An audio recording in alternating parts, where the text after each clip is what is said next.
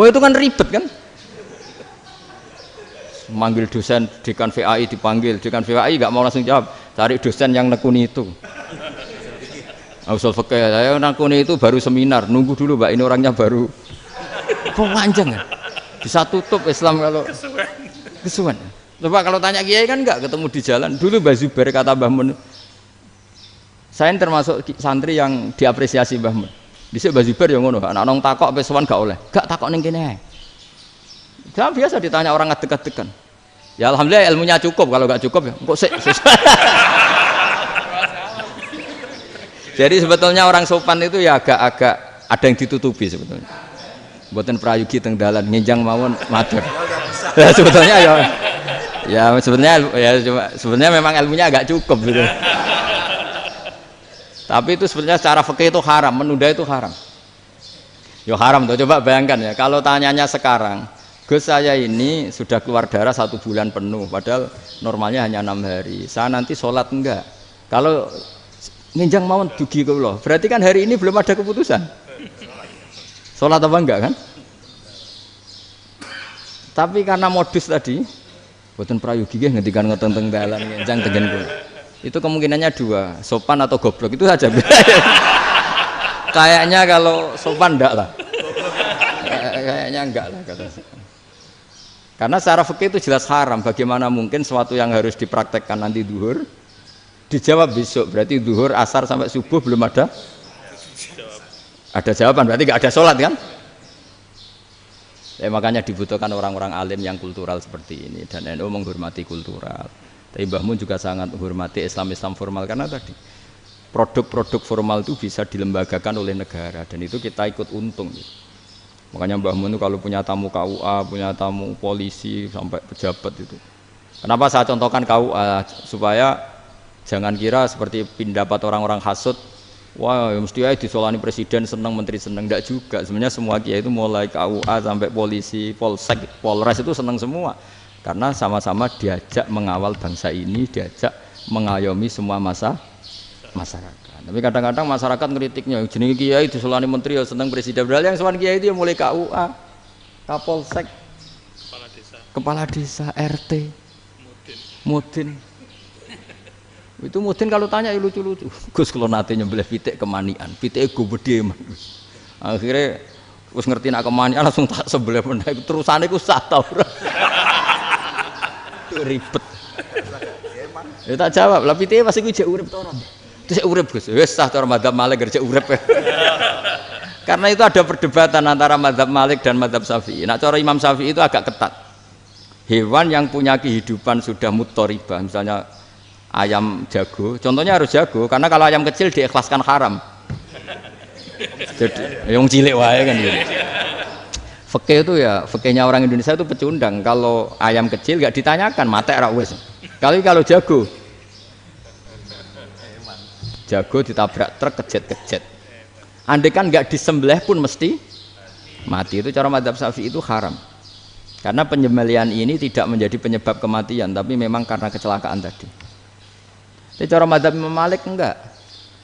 Andai kan gak disembelih, matinya kan 2 menit lagi atau 1 menit lagi. Andai kan gak disembelih. Berarti mati sekarang itu bawaan pisau apa bawaan kecelakaan? Ya sudah halal gitu caranya. Nah akhirnya ya saya bilang ya sudahlah kita semuanya mati. Jadi cara debat, cara Imam Syafi'i enggak, cara berpikir itu sudah tidak kehidupan yang normal. Yang dimana-mana penyembelihan itu mematikan yang hidup normal. Jadi agak ketat. Sehingga dalam contoh kemanian, kalau dalam bahasa Jawa nyembelih agak sempurna terus pesonya jatuh atau apa itu, kalau pakai mazhab Syafi'i agak kesulitan. Jadi kalau mazhab Malik asal diselesaikan secara fauron, dan juga sebagian mazhab Syafi'i itu halal. Nah orang mesti tanya gitu, Gus, wedhusku tabrak truk, man Gus kejet-kejet.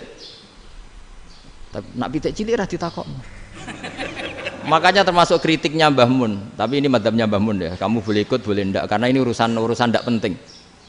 Dari wong-wong lucu, nak ditakoki yuyu muni haram mergo amfibi. Yuyu ngerti sampean? Yuyu, iya. Tapi nak ditakoki kepiting muni halal. Mergo nak yuyu haram gak eman, nak kepiting eman. Padahal alasannya coba, kenapa yuyu haram? Karena amfibi kan, bisa di air, Pertanyaannya, kepiting seperti itu enggak? Nah, tapi kepiting kalau haram kan iman. Karena besar kan. Kalau yuyu silahkan haram kan gitu. Artinya apa? Fikih kita ya agak-agak pecundang gitu, agak-agak pertimbangan. Iya, ini lucu kan? Kualitatif. Coba alasannya yuyu haram karena apa? Amfibi kan? Hidup dua alam. Pertanyaannya, kepiting seperti itu enggak? Iya. Kenapa? Kalau orang tanya, yuyu haram apa halal? Rata-rata jawab haram. Tapi kalau kepiting mulai khilaf. Loh, mestinya kan sama kan? Lah itu karena unsur imannya. Iya tadi. Saya juga sering melihat tonggo-tonggo itu. Ayam cuwilik sakmene ketabrak truk, enggak ada yang tanya. Tapi saya pernah jalan-jalan di Narukan sini. Ono jago ketabrak, sing duwe langsung marani kula pas saya naik motor. Gus ini halal apa haram? Nak langsung kula sebelah halal apa haram? Wis kanggo kowe halal ya halal. Karena saya tahu tak jawab haram mesti kecewa itu. Aduh. Akhirnya kiai ini beratnya kan. Ya akhirnya ya saya setelah itu Fatihah Imam Syafi'i ngapunten umat kula tuh ora siap madzhab jenengan tuh ndak siap. Iya kan akhirnya pakai madzhabnya Imam Malik tadi. Ya tak Fatihah Imam Syafi'i ini mboten niat nglawan jenengan. Tapi ngobati tiang eman. Mergo pitike besar itu. Jadi ini kan cerita ya, itu makanya yang rileks saja lah, bahwa Islam ini yang rileks, yang menyenangkan, karena ya agama ini harus menyenangkan. Raditu billahi robba, raditu itu seneng banget, ridho itu puas, nggak boleh beragama pertuntungan terus emosinan, ya marem atau raditu itu marem, jadi yang nyaman. Ya saya kira demikian. Assalamualaikum warahmatullahi wabarakatuh. Pelajari Pak. Pon, alhamdulillah. Satu aja yang di sini. Oh, satu aja. Nggih, tambah syarat. Jadi mungkin ada satu pertanyaan aja. Satu saja. Bukan keluhan. Bukan keluhan. Ini mumpung Gus Bak pada Madhohirul Jamal. Iya, Madhohirul Jamal. Sebentar lagi sudah Madhohirul Jalal. Jadi gak kena ditakoni. Monggo setunggal mawon. Ya, Pak. Ini ambil. Nggih. Ampun dawa-dawa terus Gus. Ya jaga-jaga ya. Assalamualaikum warahmatullahi wabarakatuh. Saya Fadil, alumni Unisma yang kuliahnya paling lama. Masih di jalanan. Gus, pertama saya muhibin jenengan ngikuti 3 tahun terakhir kayaknya. Sepertinya ketika Mbah Hasyim Asy'ari hadir di tahun 1900-an sampai mendirikan itu kok suasananya sama seperti Gus Baha hadir di tengah-tengah situasi genting Indonesia ini. Saya kira yang memunculkan nama Gus Baha di banyak media online yang saya amati itu malah awalnya dari kelompok bukan kita gitu.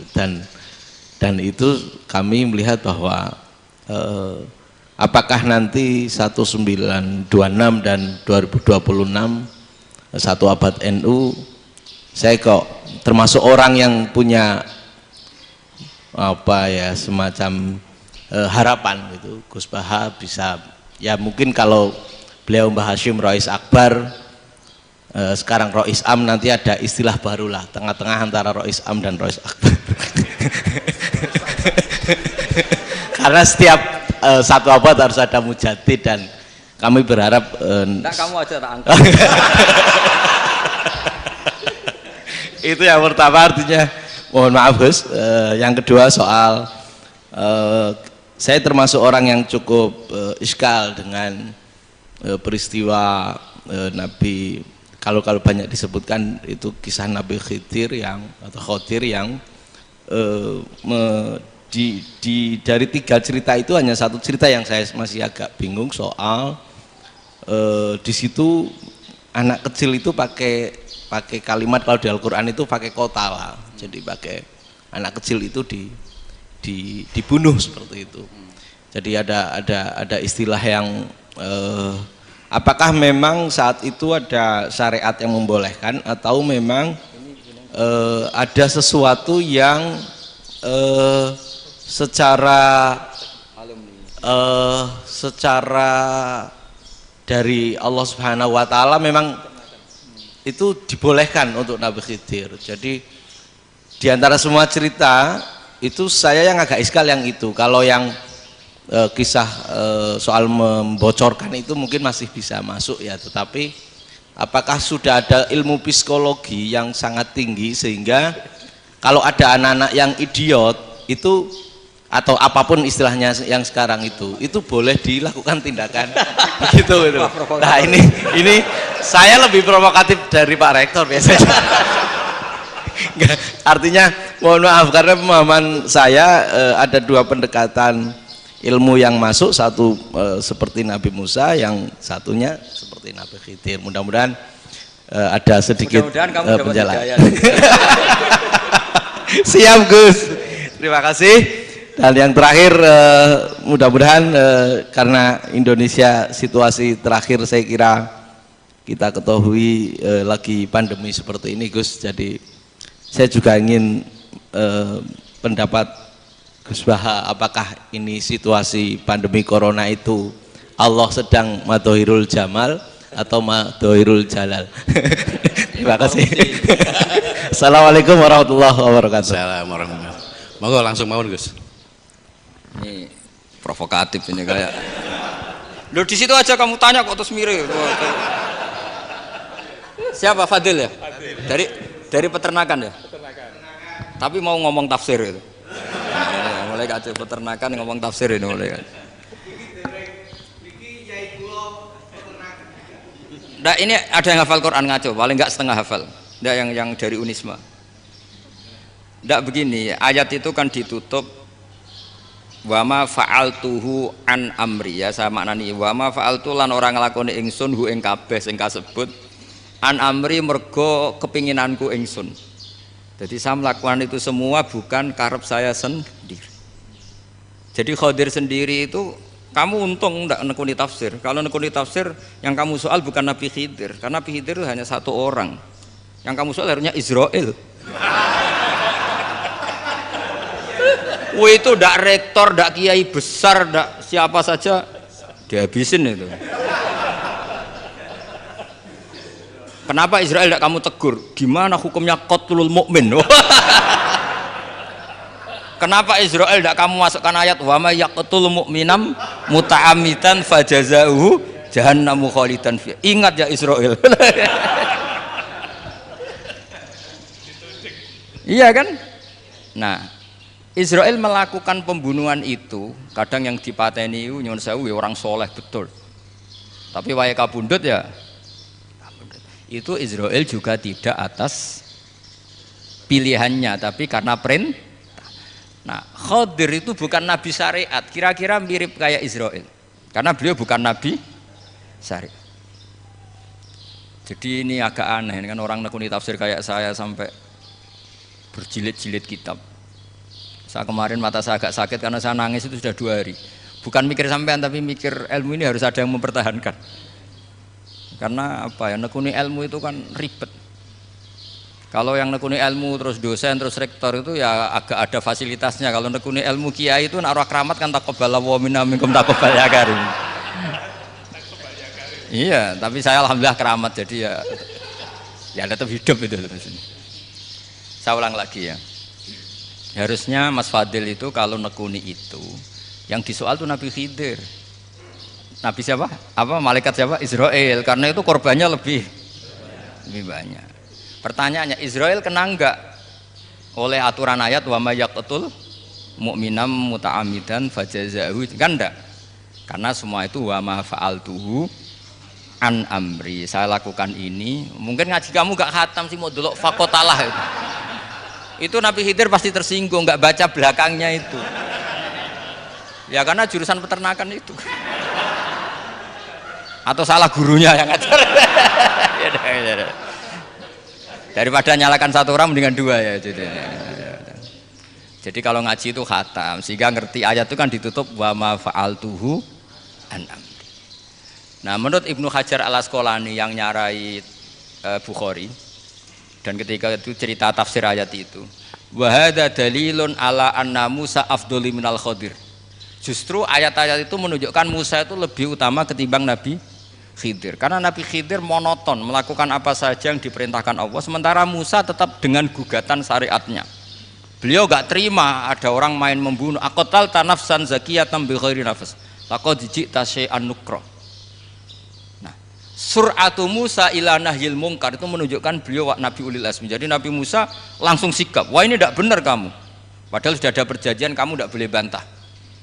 Tapi Nabi Musa lebih ngeboti syariat, lebih memihak syariat, nahi mungkar itu wajib. Justru itu menunjukkan derajatnya Nabi Musa fauqal Khadir. Makanya Nabi Musa tetap gugat, nggak bisa dong, ini nafsan zakiyatan kok kamu bunuh.